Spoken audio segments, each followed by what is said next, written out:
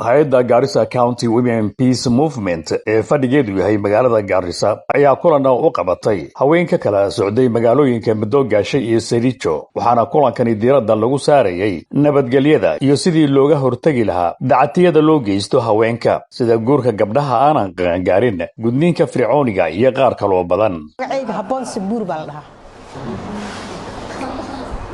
Madoogaashan degan biiskan ku jira xanuun kaamila dhubow jaman jaleedi marka waxa tiree booranta isku daaqbatin anaga isku daaqbaana waan isla degan toga labada dhinac ma kala degan jiiraan baan waqtiga kuleelka u gaar oo abaarta la galaan wadankooda aadna on soo daaqsana daaqaas iyo biyahaas naga dhaxaan wadanka ayaga laakiin daaqsin baan u doonana jiiraan baana mana kala maarno toga waan isla cabnaa jiiraan baana oo isla daaqna marka isku meelna waan degan biiskana waan isku la jirnaa Sericho iyo anaga waan isku meel baana fadhigana waan isla galnaa markii fadhi loo biiskala waan isku imaanaa waan heshiinaa dib wixii ka dhaco waan xalinaa waxaan u xalinaa waan isku imaanaa waan isku yeeri xagga isku imaanayna waan fariisanaynaa meeshii dhibka ka dhacan tagaynaa bas sidii baa loo xalin. Kwa majina naitwa Asna Godana kutoka Garbatula Sub County Women Rep Sericho Ward. Shida ambayo imetukaba hizi area zetu tuna sana tunakosana hapa tu kwa maji. Tungesaidiwa hapo sana tunakosana juu ya maji na nyasi. Alafu tunataka tusaidie improvement ya maji. Kila mtu at least apate maji kwa kila pande. Ya pili tungetaka interaction ya magroups. Watu wa upande na upande hiyo wakuje pamoja. At least wa form group moja. Ndio watu wajuane wasikizane ndio waendeleze maendeleo yao ya kijamii. And also intermarriage.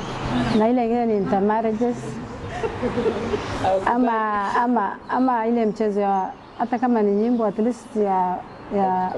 cultural cultural tournaments sports watu wa interact kabisa kwa kila. Ani magacayga Kimba lidhaha maamooyinka peace-kan ku jira anaga peace hadaan nahay waxaan u baahannahay aqoonsiga peace-ka first waa in maamooyinka laga dhig oo la aqoonsanaada waa mideeda labaad maamooyinka waa laf dhabarka bulshada peace ay maamulayeen ay wadin peace ma aha waa mideeda labaad maamooyinka waxyaalo badan oo og yihiin baa jirta nabadgelyada og yihiin sharkay og yihiin qayrkay og yihiin haddii dawladda indho dheer ay siin wayso oo aqoonsanaan wayso ayagana wax badan baa ooga maqan dhalinta guriga ka baxdo oo rabshada samayso hooyaa dhashay maamooyinka ilmahooda markay baxayaan way og yihiin way waaninayaan garab ay siinayaan xagga wanaagay u riixay laakiin hadiiba ayaga la aqoonsaneen oo meeshii la iskugu imaanayo peace baa laga hadlo 200 oo nin la keeno hal naan ka tal lagu soo dari waay hatta haday dhadhabanta dib lagu soo dari waay dadka peace uma imaanin dulli way iskugu imaadeen meesha ayada waxa kale oo jirta maanta la joogo in wax magafal oo carrada qabsada waxa aaminsanaan lahaa haddii wacyigelin maamooyinka loo sameeynayo oo seminaaro fara badan la gelinayo ataa magafaha faraha badan inuu yaraan lahaa oo dadka inta jooga oo kale loo qaadi lahaa kama hadda ay joogaan Madoogaashay oo kale haddii la geeyo ama down Kenya ama North Eastern dhexdeeda ha ahaato wax bay ka soo faa'iidi lahaayeen dadka waska ahaan jiil ku weynaade waxa adduunka ka dhacay ma ogo markuu wixii qabsado bas la baraarugo muhiimka waxa waaye tilaabo walbo la qaadayo yuudka oo dhalinta oo gabdhaha iyo maamooyinka iyo dhalinyarada oo isku duwan in tilaabada la qaado. Waxaa kaloo dheer baryahan gabdhaha waa la qoyraa waana la dulmiyaa xaqooda. af Soomaaliya waxaan ku dhaanaa intii waran la walaal ah ninkii fahmi baa fahmi. kama police station ya marka tagto kale area-dayna lagama helo askar naag ana waa la qoraa tuulooyinkana lama geeyo. taasoo kale koow ka ah intii waran la walaal ah waxaan u leeyahay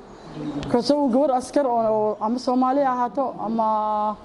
madow ha ahaato haddii la keeno in ay Soomaalida aragto oo uu jungu saacada u kayo dib ku gaaray waa u sheegan kartaa. laakiin in askari ah iyo dhakhtar kale oo nin ah dhaxdooda waxa ka sheegan karta ma laho. odayaashii ka soo qayb galay kulankani ayaa u mahadceliyay hay'adda Conciliation Resources iyo Garissa County Women Peace Movement waxayna codsadeen in la helo ciyaar kubadda cagta oo ay wada ciyaaraan dhalinyarada kala degan Sericho iyo Madoogaashe si loo helo ayay yiraahdeen nabadgelyo isdhaxgal iyo wada noolaansho dhaxmarta labada shacab ee kala degan labadaasi magaalo. Ani waxaan dhahay Umar Maxamuud Yaro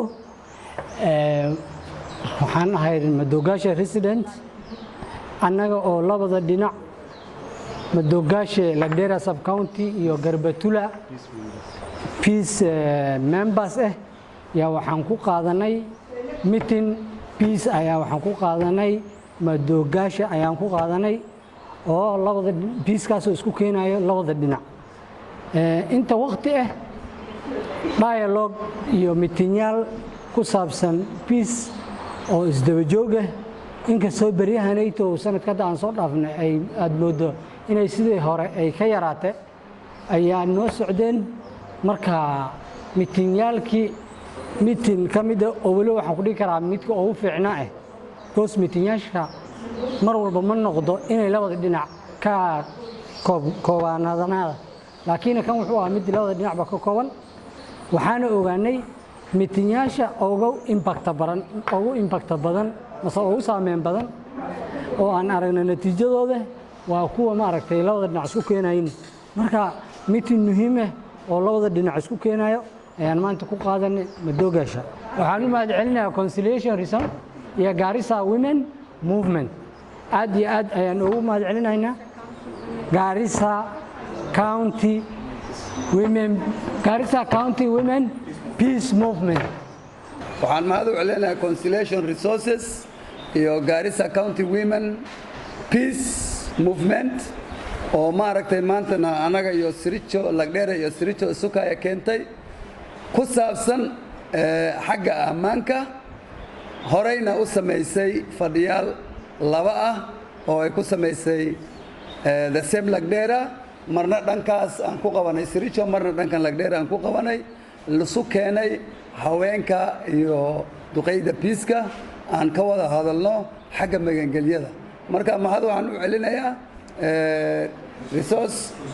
Conciliation Resources iyo Garissa County Women Peace Movement shirkadaha kale ee Garis joogan ayagana waxaan rabnaa arrimahaas inay loo ku qaataan waxaan ka codsanaynaa Garissa County Women Peace Movement inay maaragtay some tournaments ay noo sameeyaan dhalinta booranta iyo dhalinta annaga la sukaya keeno oo sidaas maaragtay aan saaxiiba dhalintan aan ka dhigno maasha Allah. si kastaba ha ahaatee Garissa County Women Peace Movement ayaa ismaamulka Garissa ka waday dhowrkii sano ee la soo dhaafay wacyigelin ku saabsan nabadgelyada iyo sidii looga hortagi lahaa dacatiyada loo geysto haweenka iyo carruurta taasoo si toos ah uga hor imanaysa qaynunka u degsan wadanka.